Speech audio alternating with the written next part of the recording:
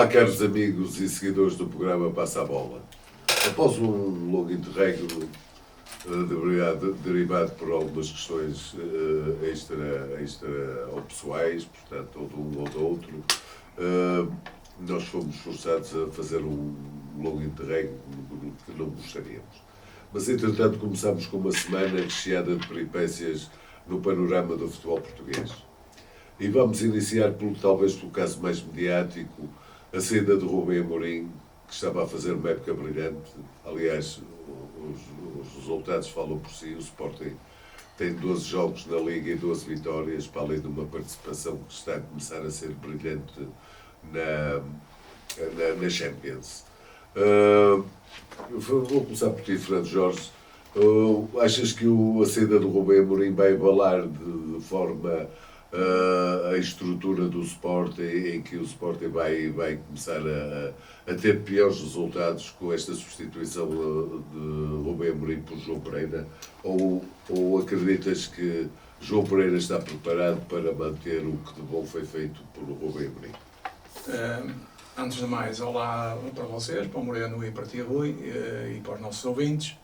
Tu já disseste mais ou menos, tivemos aqui uma intervenção que fui intervencionado cirurgicamente. Foi uma operação fácil, mas de recuperação um bocado chata e lenta. Ainda não estou a 100%, mas caminha para lá. Tudo bem, não há problemas nenhuns, está tudo bem. Relativamente ao Rubem Amorim, foi sempre um treinador aqui admirado aqui por mim e por o painel.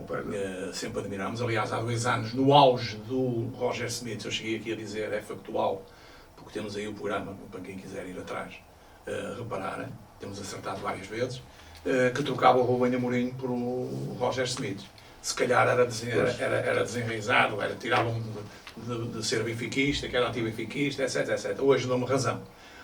Outra coisa era o Guiocas, que eu cheguei a ver um quarto de hora, que era um grande ponta de lança, mas é engraçado que o Guiocas não joga a este nível, a nível da seleção, não sei se vocês reparam nisso. E portanto, o Rubem Amorim, eu escrevi-lhe aqui uma espécie de carta aberta para ele, porque é um treinador que eu admiro, é um treinador que faz a diferença. E é pena ir para um futebol, pena não, para ele é bom porque vai para um futebol sem truques, sem vigarices, em que o público enche as bancadas, é o top, é o futebol top, a nível de uma Champions League que temos assistido e uma Europa League, que é um futebol totalmente diferente, sem trafolhices, sem os jogadores atirar-se para o chão, sem os truques dos treinadores portugueses, sem as retrancas nas portas e depois nos bastidores o trabalho para os bares, os assistentes de fiscal de linha e os próprios árbitros. E portanto, eu considero um grande treinador em todos os sentidos, cordialidade com todos, top em conferências de imprensa porque fala simples, com honestidade e transparência. Grande mérito juntamente com o resto do seu staff e do Hugo Viana. Conseguiu construir um plantel que se dá como uma família e isso no futebol é o mais importante para se ter êxito. Mérito também para Frederico Varandas por ter dado 10 milhões ao Braga pela cláusula de rescisão, inédito no futebol português.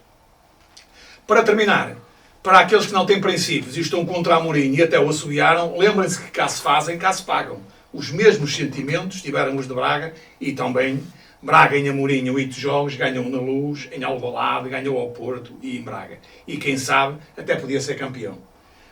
Boa sorte, Rubem Amorim, acredito no teu sucesso, mesmo no campeonato a sério, sem manobras, sem gatunos e sem chicos pertos.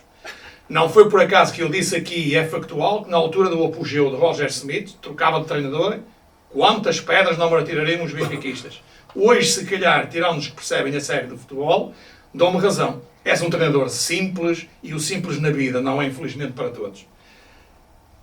Por último, ao presidente do Sporting, Frederico Varandas, até o admiro em algumas situações, tais como frontalidade e dizer sem medo do que se passa no futebol português. Mas esteve mal agora ao referir que prefere receber 10 milhões que pagar 10 milhões de indemnização a um treinador. Estará esquecido, Frederico Varandas, em quando pagou a 3 treinadores, e inclusive a um Mitrovic, cerca de 3 milhões, quando este nem sequer chegou a treinar o Sporting, mais valia estar calado. Sim. Uma anedota agora, para criar o ambiente. Sabem qual é a diferença entre o Amorim e Jorge Jesus? Enquanto um vai entrar no melhor campeonato do mundo, o outro, como é arrogante e nem falar português sabe, foi treinar para um país onde qualquer camelo é treinador. Meu Deus. Bom, e avançando e mantendo a temática do Rubem Amorim e os resultados do Sporting, a Champions League está a ficar imparável. O Sporting faz o resultado histórico, vira o jogo completamente com o Manchester City. Continuo contigo, já que o tema do Rubem Amorim do Sporting hoje é contigo. O que é que o Sporting fez para desmanchar este Manchester City ao lado com toda a pouca circunstância como talvez a melhor equipa do mundo? Sim, antes de mais, eu há bocado não te respondi o que é que tu achavas do João Pereira e tomar conta do Sporting. Ora bem, o que eu posso dizer para já é que não é a mesma coisa, de maneira nenhuma. Claro. São dois treinadores completamente diferentes. O João Pereira ainda não vi, vou analisá-lo agora quando ele pegar na equipa. Tem tudo a seu favor, porque se não sair jogadores do Sporting, ele pode, e se for inteligente, que isso é que é o importante, e não mexer muito, os jogadores estão sintonizados e quase que nem precisam de um treinador da maneira como o Amorim os pôs a jogar. Portanto, tenho essa vantagem já à partida. Relativamente ao jogo com o Manchester City, o Manchester City é uma das melhores equipas, com um dos melhores treinadores do mundo também, embora muitas das vezes eu até fico assim um bocado cansado de ver as equipas do Guardiola, porque acho que trocam muito a bola. Foi o que aconteceu. 78, 82 ou 83% de posse de bola, infrutífero, não é? Porque o Sporting recuou. O Sporting não se deu bem com esta tática do Manchester City. Não é fácil, porque o Manchester City joga num sistema de 4-1, 4-1. Isto é muito difícil no futebol português, não há ninguém a jogar a este nível. E até o nível europeu ainda muito menos. E, portanto, isto confundiu um bocado o Sporting. O Sporting recuou as linhas, defendeu a 5, meteu 3 na frente e mais 3 lá à frente. Só que o Sporting, como está muito sistematizado, na primeira parte viu-se com grandes dificuldades. Foi, não digo massacrado, mas praticamente não segurou a bola. Mas esteve sempre atento. Exatamente. Esteve sempre atento. O Manchester City pecou em termos de finalização. O Franco Israel esteve bem na baliza, teve uma ou outra defesa boa, excelente. Está a mostrar que é um guarda-redes que está a evoluir e que dificilmente o outro guarda-redes que o Sporting comprou vai lhe tirar o lugar. O Manchester City vai para o intervalo, portanto, com esta superioridade toda, mas com um empate. A acabar a primeira parte. Acho que foi exatamente, foi a machadada que o Manchester City não contava, portanto, porque aos 4 minutos depois a ganhar. De moral que o Na segunda parte, o Sporting, penso que o Rubem Amorim, ao intervalo, deve ter dito aos jogadores: vocês joguem aquilo que sabem, vão para lá e divirtam-se, sem medo, porque quem vai à guerra dá e leva, como se costuma dizer. Era isso que eu gostava de ver no Benfica, e não vi. E, portanto, o Sporting começou a jogar o seu futebol. Ou seja, recuperar bolas a meio campo e metê-las na frente para aquelas 3 setas que o Sporting tem lá. E o Sporting foi por aí fora e deu 4-1 e até podia ter dado mais para o Manchester City. Ganha um jogo em pleno, ou uma grande equipa, e está a fazer um grande campeonato, que aqui é que se vê as grandes equipas, não é?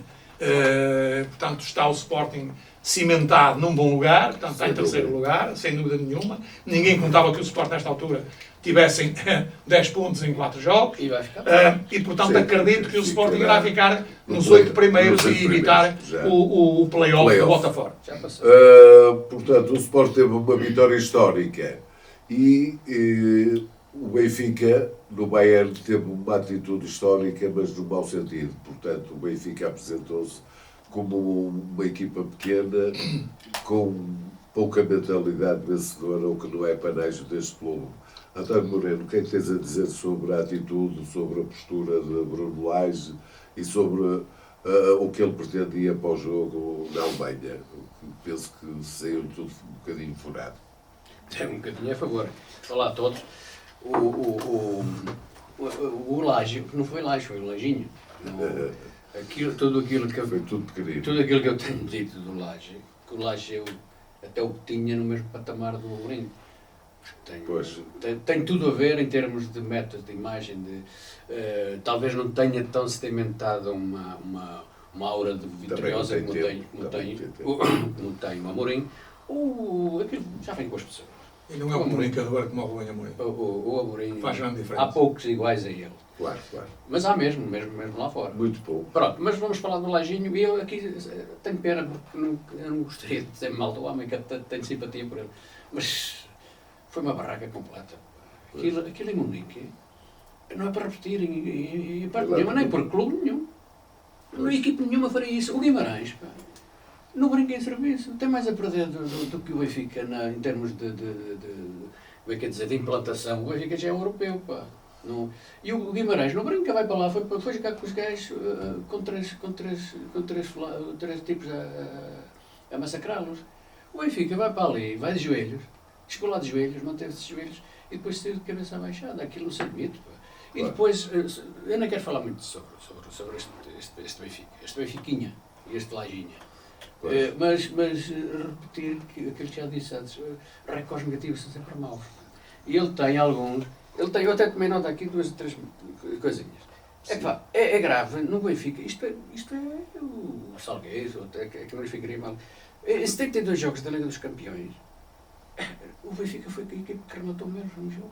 Em 72 jogos. O primeiro remate é aos 40 minutos, ou 39 e tal. É uma coisa, tem um remate e o Bayern 23 remates perigosos. Tem uma certa estatística que claro, a estatística mas isto é arrasadora e demonstra... Porque aqui, por exemplo, dizem, o Bratislava na relação ao Manchester esteve pior. Não tem nada a ver com esta conversa, o Bratislava. Mas fala-se nas próximas referências que houver, para o ano, daqui a 5 anos. Pois. Quando houver uma referência, e tal, houve um jogo que só remataram meia vez à baliza. E depois diz assim, olha, só há uns anos é que o Benfica aconteceu o jogo. Portanto, vai ser ficar uma marca negativa que não havia necessidade. O Lage não tinha que se expor desta maneira. Claro. E ele, que se por acaso eu pudesse falar com eles, dizia assim, foi um dia tão mau, que aquilo era uma borrachinha, apagar aquilo. Pá. Não se justifica, não tem nada. Foi tudo mal feito, a abordagem, a construção da equipa, mas não te parece que tinha que foi um misto, foi uma ideia de jogo, mas também e alguns jogadores novos que foram titulares, não te pareceu uma estratégia para preservar alguns jogadores para estarem mais frescos contra o Porto? Só se o Di Maria. Sim, mas nem sequer se justifica que o Di Maria meia hora ou 40 minutos, ou meia parte, o Di Maria joga ao melhor nível sempre. E é o melhor jogador do Benfica e talvez o melhor que está a jogar em Portugal. Mas é para aquele espaço temporal. Claro. Porque não se pode desgastar daquela maneira. Agora, o que ele não pode, e nós somos observadores, e eu ainda por cima, eu não não serei o melhor exemplo. Mas ele não pode meter o Caboré, que nem sequer contra o Rio Ave jogou. Caboré, nem contra o Rio Ave, não conseguiu fechar a ala contra o... Não pode pôr aquele indivíduo contra gente que joga no Bayern. Não pode. Ele não sabe isso. Foi mal demais. E pega no meio campo, um meio campo como o Bayern. Se quer meter o Florentino a jogar alguma vez na vida, tem que ser naquele jogo. Claro. Também me parece. Com mais 2 não interessa, mas tem que ser naquele jogo. E estreou o Renato Seixas. E o Renato, sabes porque é que chegou o Renato? Que era para usar a experiência dele contra o ter jogado e tal. Porque isso aí foi pioramente que Mas é preciso dar bem não tem ritmo nenhum. O Renato não tem ritmo de jogo nenhum. Pois não. Anda a 10 a hora, se é que alguma vez chega a ter. Sim. Já chega a ter. Grandes dúvidas. E tenho dito que para mim foi um dos gostos daquele jogo. Deixa-me só dizer uma coisa. Só um sim, minuto sobre queres acrescentar alguma coisa sobre muito rápido, só menos de um minuto. Isto foi um erro de casting do Bruno Lage. Acredito que o Bruno Lage não vai cometer mais nenhuma vez.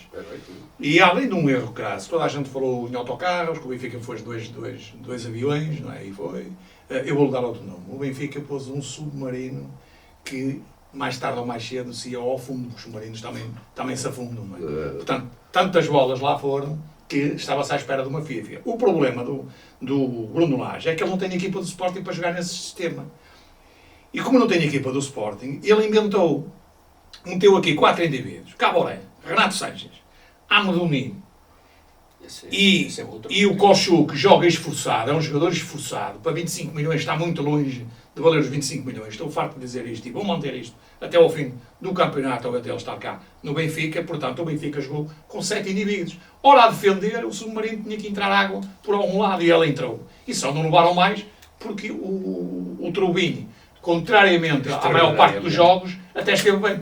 Ou pelo menos não tentar segurar as bolas, porque se ele tentar segurar as bolas, larga-as para a frente e os jogadores era só empurrá-las. Esteve bem o Trubin e safou o Benfica de levar uma cabazada ou sofrer por mais golos. Portanto, foi um erro de Castro que acredito que o Bruno Lage, até porque temos o jogo de ontem, e o Bruno Lage já voltou outra vez à posição inicial. Há aqui uma coisa que eu quero dizer. Este Amodouni, eu ainda não percebi bem, mas eu dá-me a impressão que este suíço tem problemas de inteligência, porque ele não percebe, ele anda a perguntar aos colegas como é que há de jogar dentro do campo, que eles mostram os papéis. E até o Peste, que chegou, é que lá anda a explicar como é que ele se deve colocar dentro do campo. Não estou a dizer com isto que ele não será um bom jogador, de certeza. Mas ele está completamente desenquadrado da equipa, completamente desenquadrado. Não sabe jogar na frente, não sabe onde é que há de jogar, ele está completamente perdido. E, portanto, o Bruno Lage tem que ter cuidado com estes indivíduos e meter aqueles mais capazes que o Benfica lá tem, mesmo até no banco, que estão a ser pouco utilizados. Certo. Entretanto, seguiu-se a Europa League também e a Conference League. Curiosamente, tivemos 3 jogos, 3 resultados distintos.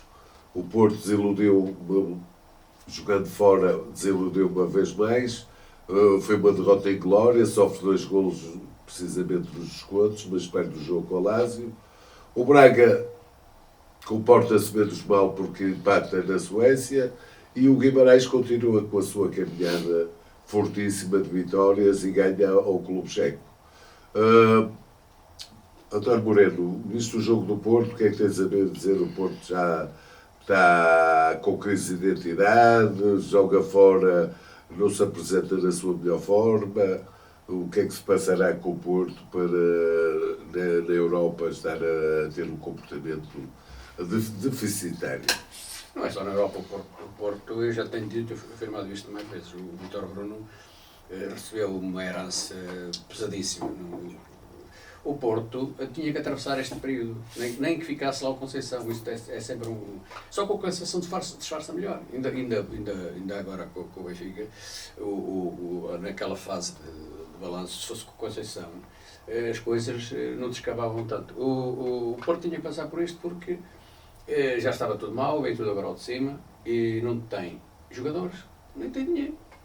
E o Lazio e os outros tubarões logo aí ganham logo à cabeça, porque têm soluções no banco e no terreno de jogo, e o Porto não tem. Infelizmente para o Porto não tem. E para o Porto e para o futebol português, aqueles 3 pontinhos davam imenso jeito para a Lazio. A Lazio são aquelas equipes manhosas italianas que andou ali. O Porto foi aquele lance ali no meio, porque senão às tantas conseguia Sim, eu assisti a seu jogo equilibrado, que na fase final da primeira parte e depois do término do jogo, realmente houve um erro crasso do central do Porto. O Porto globalmente, pois é isso que e foi penalizado. Era disso que eu ia falar. O Porto globalmente até tem bons, o núcleo, até são bons jogadores, sabem jogar a bola. Agora, o pior é que a alto nível não se pode ter como o Benfica não pode ter caborés. E o Porto tem lá 2 ou 3 caborés. Que quando aquilo não corre bem, quando são um bocadinho apertados e tal, se houver um bocadinho de pressão, eles arreiam embora. Aliás, na tua opinião, há um déficit de classe também no 11 do Porto. Em 2 ou 3. Em 2 ou 3 Quem resumiu bem este jogo até foi o Nuno Tavares, que era do Benfica, não é? E que está um senhor jogador. Tem condições para isso, tem cabedal para isso. Eu sempre gostei dele, foi uma pena. Claro. Hoje o Benfica arrepende-se de ter mandado alguns jogadores como este embora, porque não os tem lá. Isto é que são jogadores competitivos. Ele resumiu muito sinteticamente o jogo foi. Podia cair para qualquer lado. Sim, e é a verdade do facto. Há uma fase que sim. E é a verdade do jogo. O Porto podia ter ganho como podia ter perdido, que foi o que aconteceu. O primeiro por um que deslize falhasse, e foi o que aconteceu. Foi de facto o Porto. Acontece, tem acontecido nos jogos quase todos. O problema é que o Porto, com esta derrota, e quer o Benfica, que estava em nono lugar, passou para o 19º na Champions League, e o Porto também está cá para baixo e tem sérios riscos de não ficar nos 8 primeiros e até no play-off ter alguma dificuldade. Tem mais 4 jogos, mas é preciso ter cuidado, que são 4 jogos, parece com equipas fáceis, mas nada é fácil a nível tem que jogar tudo para ganhar um desses jogos. Bem, nem que leve 10, nada é fácil. nem que leve 10 contra o Barcelona, tem que fazer. O Braga faz um resultado satisfatório, não é? O empate é sempre razoável. O Braga é muito fácil fazer o filme deste Braga. Este Braga estava a ganhar, podia ter ganho à vontade.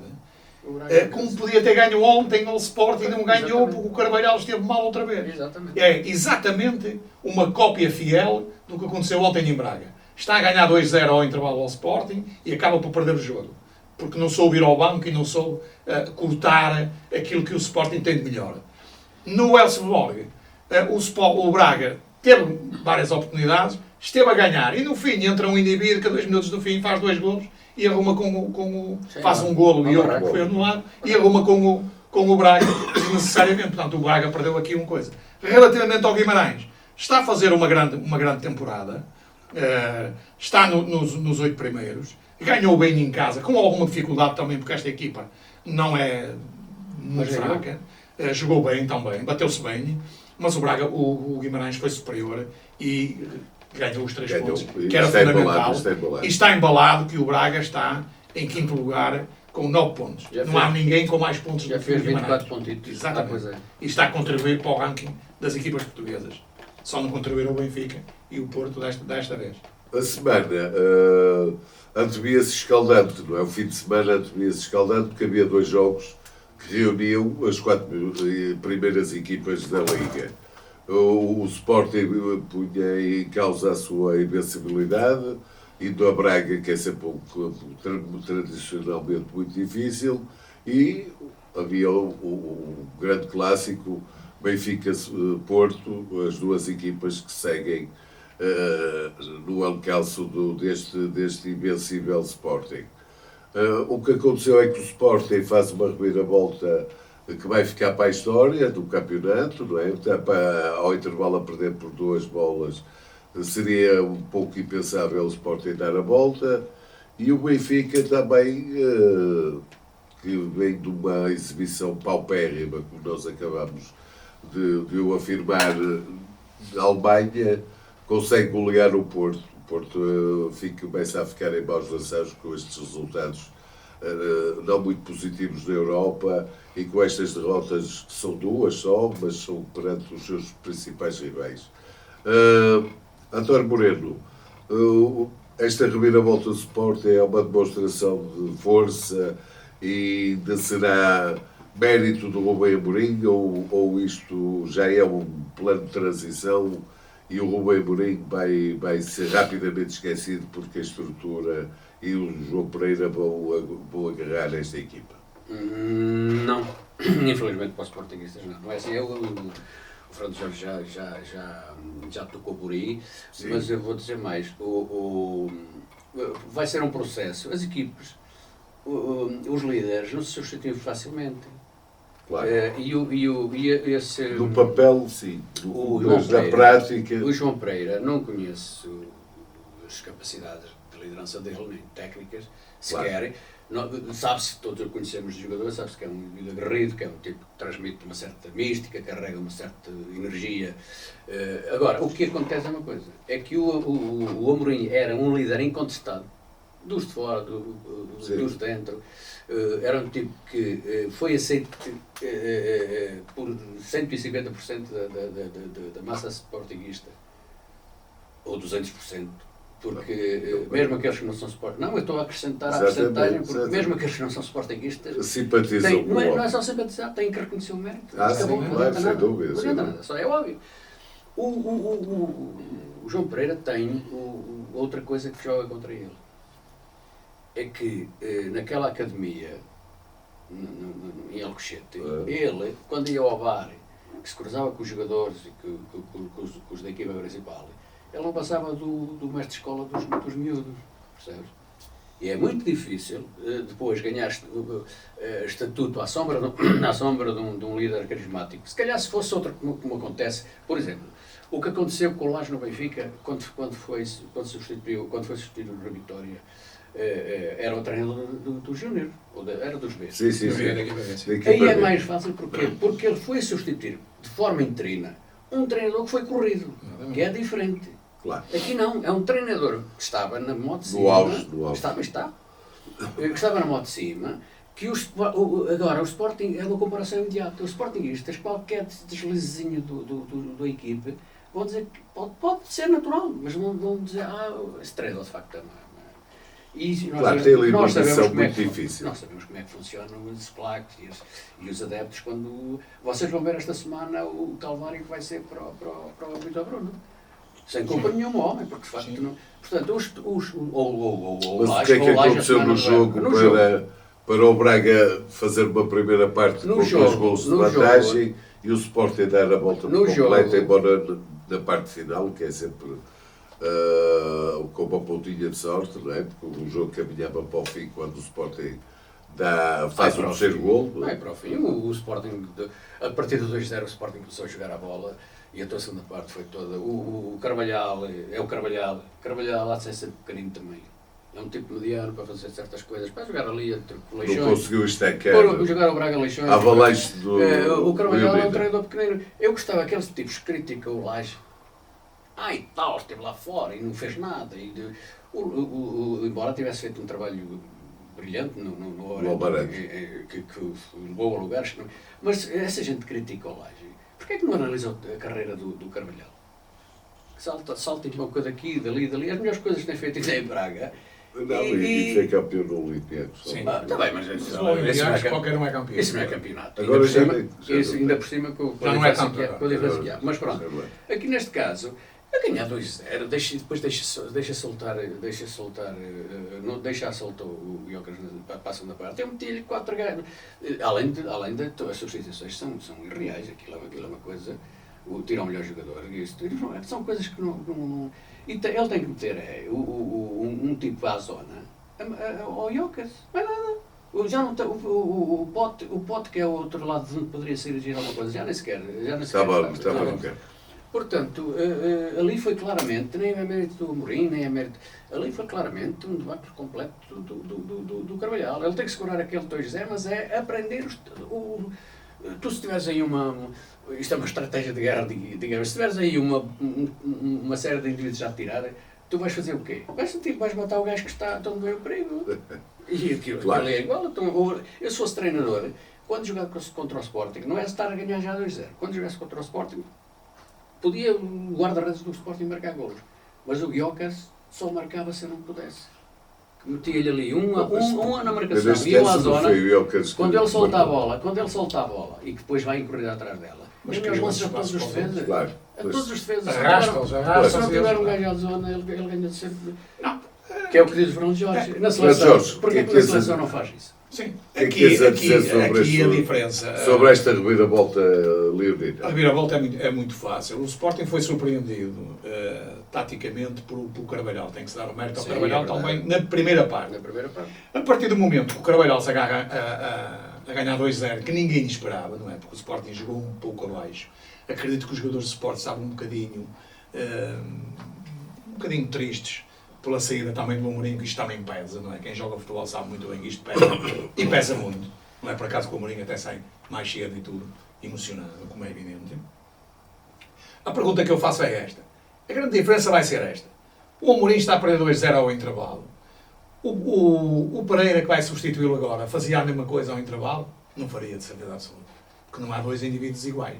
Claro. Esta é que é a grande diferença que vai acontecer. O Sporting a jogar com esta equipa, a correr bem, ok, tudo bem, qualquer um é treinador, até eu estava no banco. Mas quando é preciso alterar, porque está a correr mal, é que vamos ver se o Pereira está à altura do Rubem Amorim. Esta é que é a grande diferença.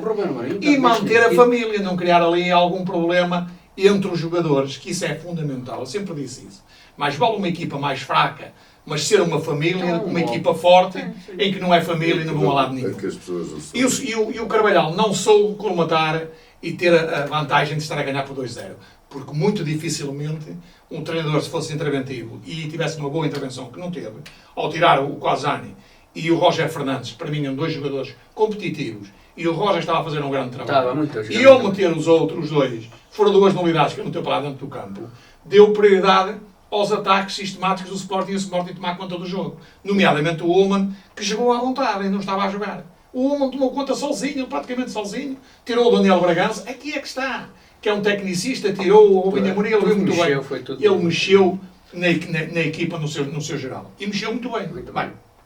Portanto, uma vitória sem espinhas de um Sporting que está muito valorizado, está a correr tudo bem. Geralmente essas equipas, quando estão bem, tudo rola bem, tudo rola a favor, e portanto o Sporting mantém-se em grande nível. E já que se dá todo o mérito, inclusivamente, na vitória, neste último jogo do Rubem Amorim, à frente do Sporting, a frase da semana vai para ele. Caro Amorim, citando Jesus, dê um passo à frente que no meu lugar faria diferente. Fernando Jorge, só uma pequena explicação para esta frase. Já estamos realmente... já falámos muito do Rubem Amorim, mas queria só fechar esse capítulo. Ora bem, eu fui buscar esta frase àqueles filmes que todos nós vimos, épicos, do tempo que Jesus passou pela Terra, não é? Quando vão apedrejar a Maria, não é? Pois. E Jesus chega lá e diz: o primeiro que nunca pecou, que atira a primeira pedra. Não é?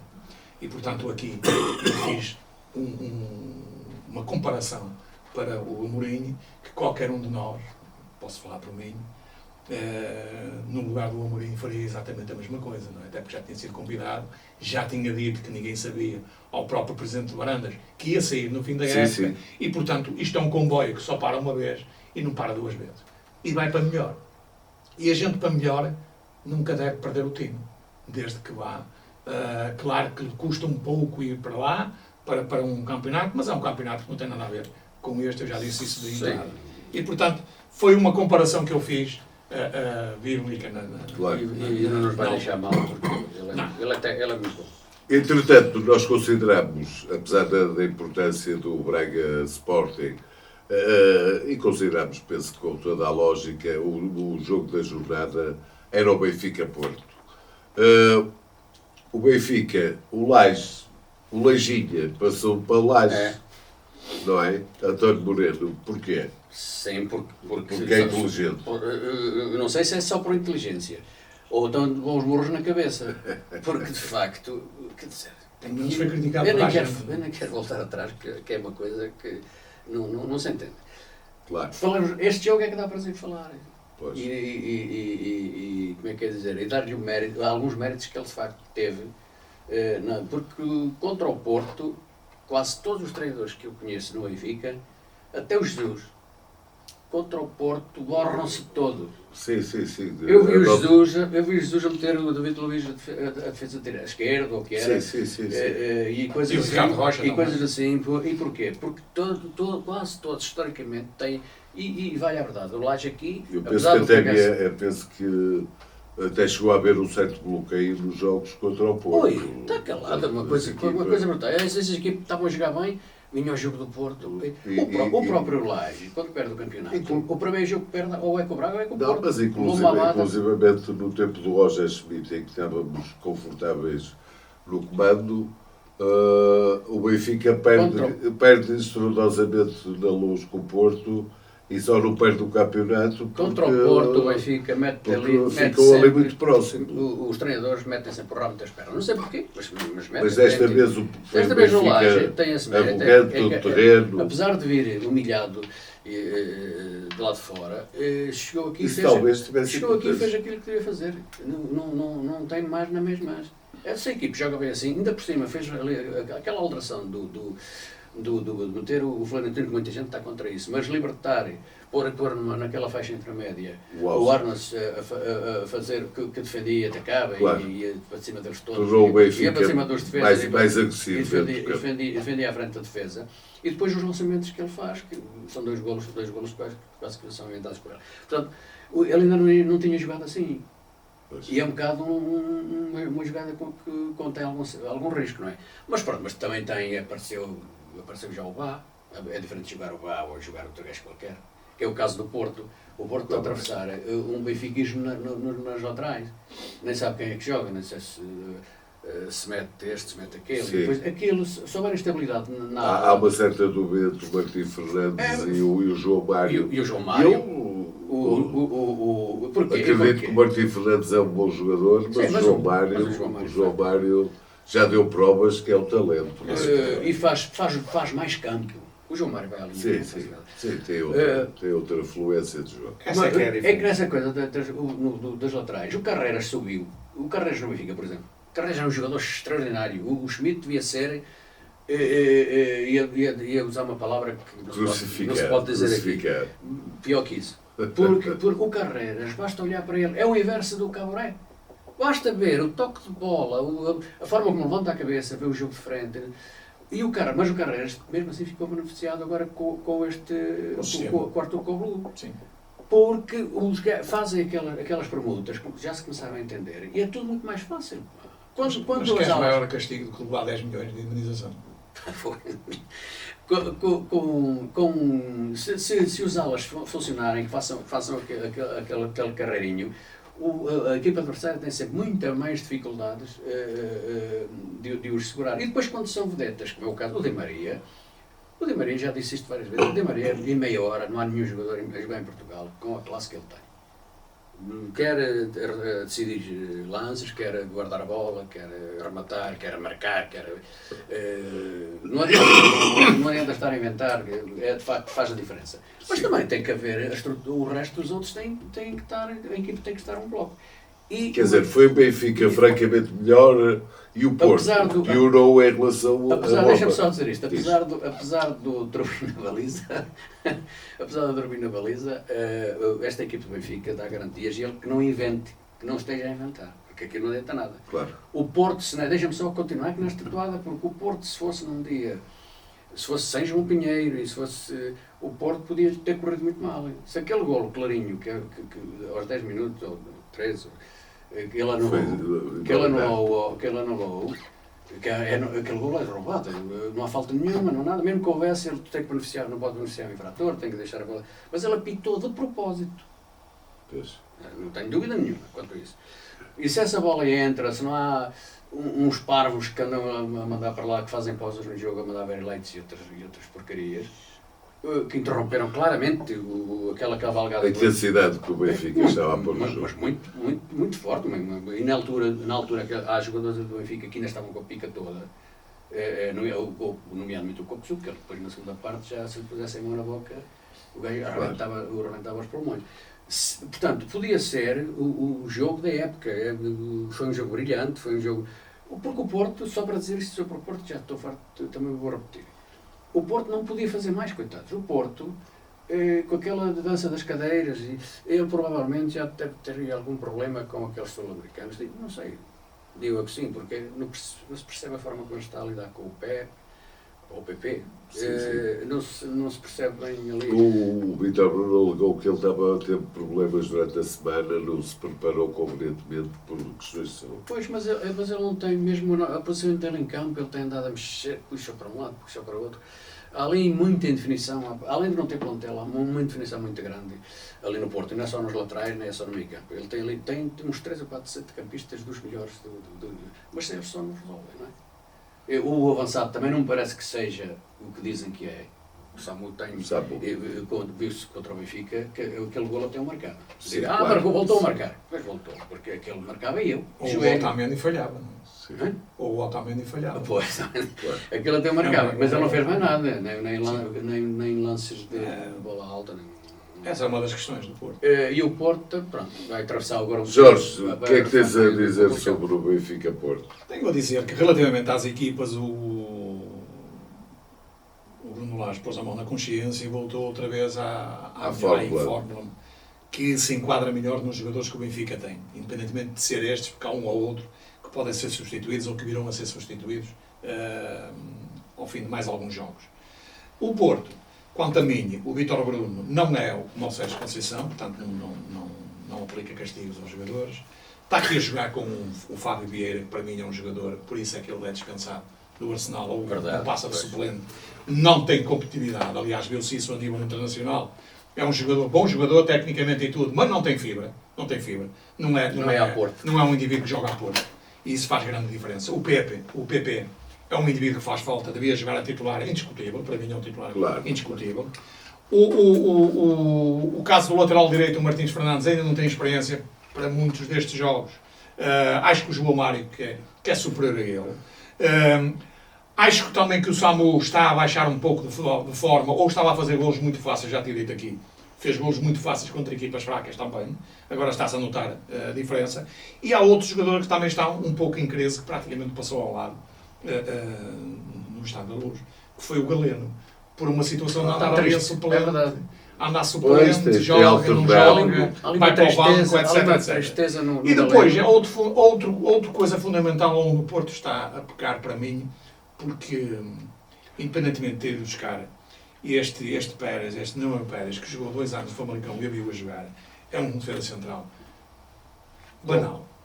Normal. Este Tiago de Jaló é um bom jogador, mas distrai-se muito, comete muitos erros. Quem estiver atento, um ponta de lança que anda ali, em cima dele, já sabe que ele vai cometer um erro e vai fazer um golo ou vai criar situações ao Porto. O que eu tenho a dizer é que o Tiago de Jaló e o Nuno Pérez, os dois juntos não dão um pé mesmo com 40 anos. Essa é que é a grande diferença do Porto. E o Porto tinha um líder ali atrás. Não tem neste momento.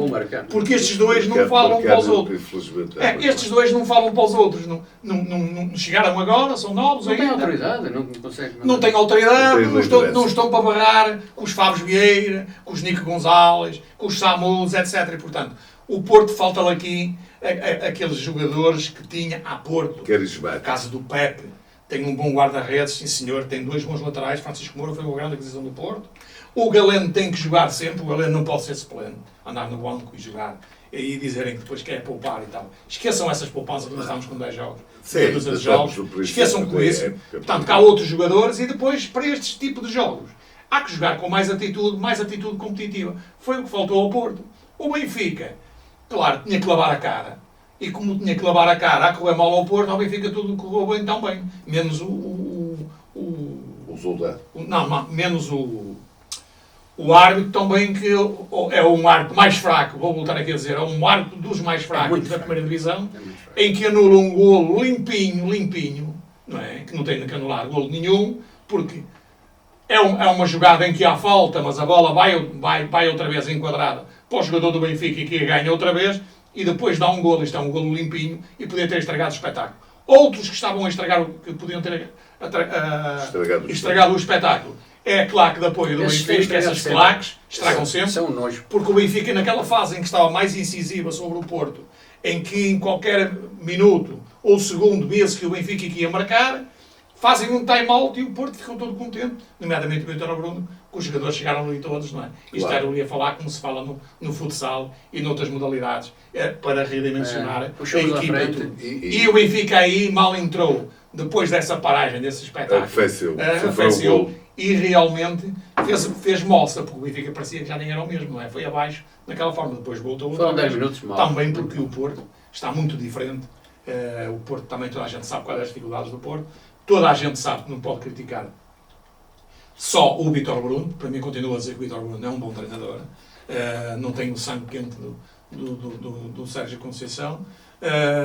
Mas não é só, porque também não tem jogadores à altura para fazer uma grande época. Esqueçam andar aqui a tentar queimar os treinadores. Aliás, na primeira divisão já foram 12 treinadores daquilo que eu tinha dito. Este ano. Ia ser o campeonato em que havia mais chutadas psicológicas. Já foram 12, só 6 é que se aguentam lá. Mesmo até dos grandes, quando contávamos com o Sporting, também já conta. Não é como uma chicotada, mas é uma saída. Do Sporting, do Benfica já houve. Falta ao Porto, o Guimarães, e mais 3, o Boa Vista. Claro. E mais 3 ou 4 clubes. E por falar no Boa Vista, o Boa Vista continua na sua penosa caminhada, que já nós perspectivávamos aqui de grande dificuldade em se poder manter mais uma derrota, desta vez em casa, o que ainda torna as coisas mais graves. E perante o adversário que também não está a fazer um grande campeonato, antes pelo contrário, Petit, o homem carismático da casa, das Osbobesteiras, foi ganhar ao seu antigo clube e ao seu clube do coração, com justiça, Sr. Jorge? Não, eu desta vez não estive lá presente no Bessa, porque eu já expliquei aqui porquê, Mas vi o jogo na televisão, e se há exibições em que o Boa Vista merecia ganhar, este jogo foi um deles. O Boa Vista só não ganha porque o Bozenic está nitidamente em baixo de forma, não sei se quer ir embora, não acerta uma bola, ele teve lá 2 oportunidades flagrantíssimas, é só empurrá-las para dentro da baliza. Tiveram outras, o Joel também, o Bucotti também tem uma bola de baliza aberta e dá um toquezinho e a bola quase que sai por cima, o guarda-redes defendeu. Ora bem, mas a grande diferença é esta: o Petit acaba por ganhar o jogo, na primeira parte está a ganhar, ao intervalo está a ganhar 1-0, aos 5 minutos sofre um gol do Cleiton. Quanto a mim, o guarda-redes do Boa Vista é um pouco mal batido, acho eu, o César, porque é um remate, não é um remate com muita força, e é um remate cisgado, em que ele podia eventualmente fazer mais alguma coisa. Acredito que o outro guarda-redes que o Boa Vista tinha, como é mais elástico, o João Gonçalves é capaz de ir buscar esta bola, pode sofrer outras, mas esta, ele é mais elástico e ia lá buscá-la. E o Boa Vista, imerecidamente, vai para o intervalo a perder 1-0. Na segunda parte, praticamente, porque o Boa Vista na primeira parte podia estar a ganhar por 2 ou 3, não marcou esses golos. Na segunda parte, a vitória do Rio Ave entende-se quando o Rio Ave vai ao banco buscar os melhores jogadores. O Petit está a chegar agora, ainda não os conhece, mas vai buscar os melhores jogadores que tem no banco, tira alguns. No caso, por exemplo, do Tiago Moraes, só falta arranjar uns calções, eu sempre disse isso e vou voltar a dizer. E não tenho nada contra o Tiago Moraes. O Tiago Moraes é um grande jogador, se mentalizar que tem que trabalhar para a equipa e tem que ser muito mais competitivo. Se não meter isto na cabeça, não vai a lado nenhum, vai andar nos Leixões, ou nos Passos de Ferreira, ou bem por aí abaixo jogando nos distritais, é ainda novo. Portanto, tocou na bola 2 vezes e uma das vezes teve que recuar para vir buscar a bola. O Petit vai ao banco, traz bons jogadores que o Rio Ave tem lá, não é por acaso que o Rio Ave fez 20 aquisições, e o Boa Vista há 4 anos que não vai ao banco. Portanto, o Boa Vista há 4 anos que não vai ao banco, não tem aquisições, não tem jogadores, tem os miúdos novos, ainda não estão rotinados, nem têm experiência para jogar a este nível de primeira divisão.